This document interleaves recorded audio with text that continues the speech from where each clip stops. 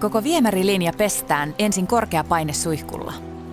Huuhtelusuuttimesta lähtee voimakas vesisuihku, joka puhdistaa viemärin liasta ja rasvasta. Työ tarkistetaan ja videoidaan. Tiedot tallennetaan DVD:lle. Kun runkoputki on kuivunut, putken sisälle asetetaan epoksilla kyllästetty sukka, joka laajennetaan putkea vasten paineilman avulla. Sukan annetaan kovettua.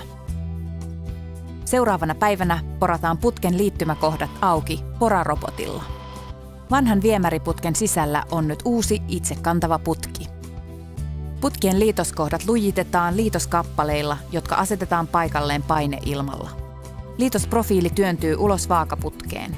Asentaja näkee oikean kohdan vaakaputkeen asennetun kameran avulla. Profiilin annetaan kovettua, jonka jälkeen liitoskohta on tiivistetty ja asennustyökalu poistetaan.